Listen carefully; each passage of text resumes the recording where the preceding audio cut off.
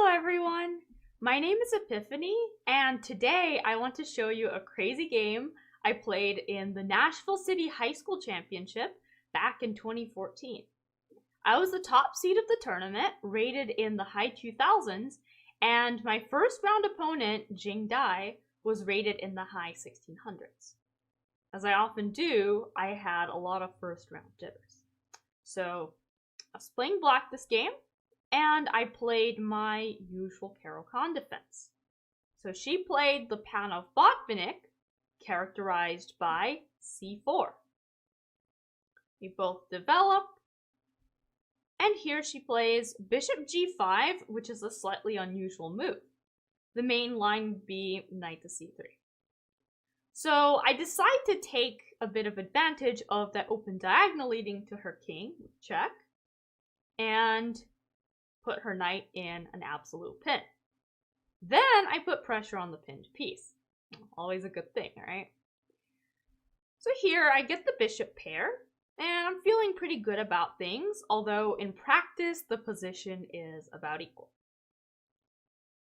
Okay, we both continue to develop, and here a little nuance. I wait until she's moved her bishop once to take the pawn on c4. That way, she will have to move her bishop twice and spend an extra tempo. So here, we have an isolated queen's pawn position, very typical of the Panov Botvinnik.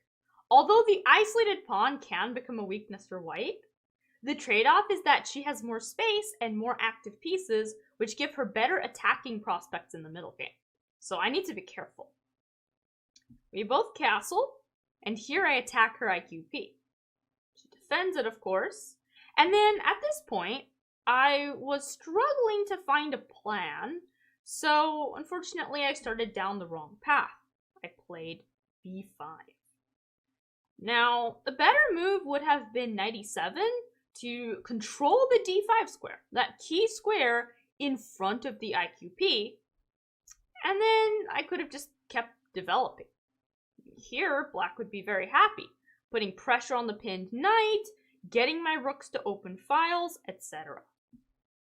So instead I played b5.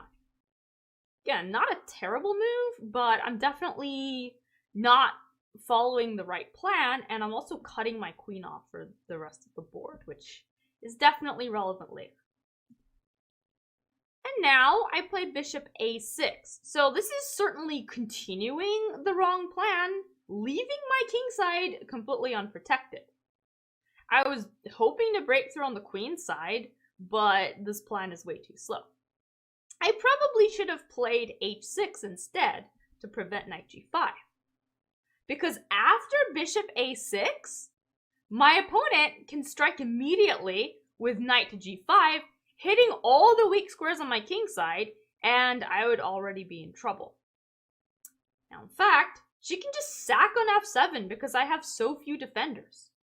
So knight takes f7, and the queen comes in. Now she can just open everything up, and I'm in serious trouble. Luckily, she missed this and played rook f e1, which is still a good move, but it just doesn't take full advantage of my kingside weaknesses. So here, I make things even worse by trading off my bishop for a knight that's pinned and not doing much. Then I played b4. This was kind of the whole point of my queenside advances.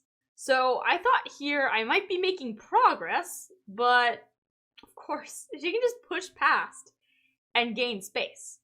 Now I have almost no control over the center and my pieces are misplaced. So she steps out of the pin on the d-file and she's setting up d5.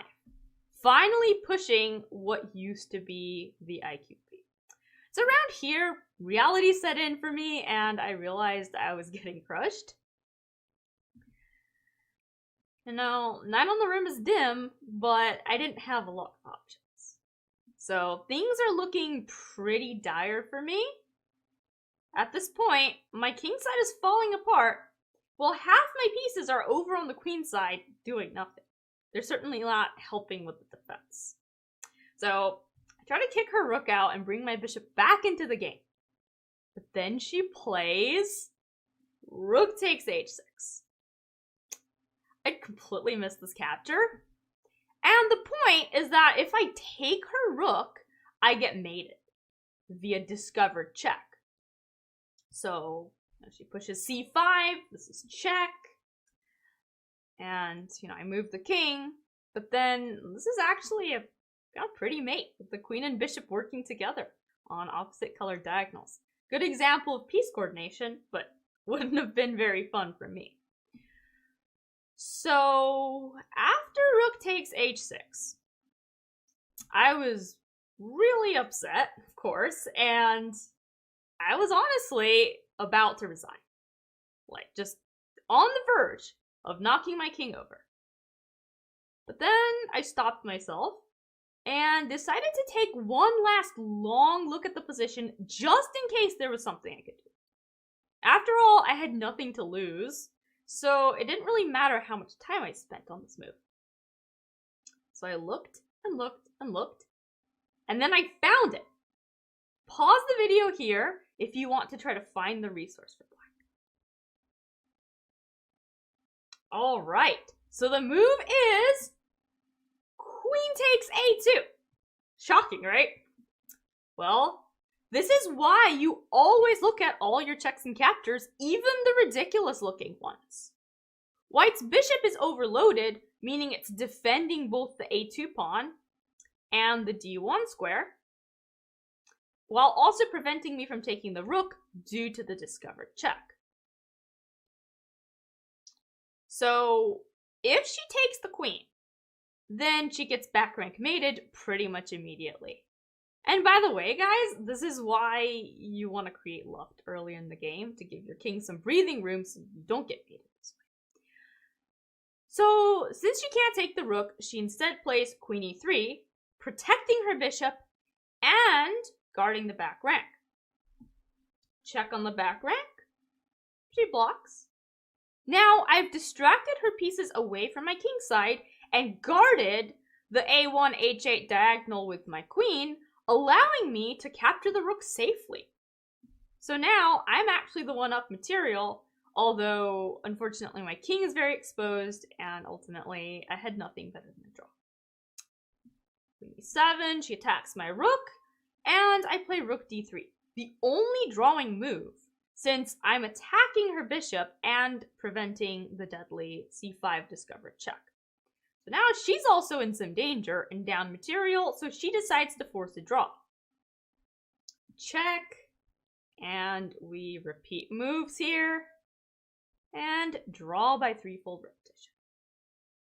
So after this miraculous recovery, I went on to win the rest of my games and ultimately win the tournament.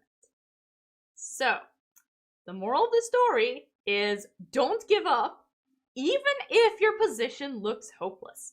You'll be surprised at all the resources you can find, especially if you look carefully at your forcing moves. And this is why I tell my students not to resign. Thank you everyone for watching.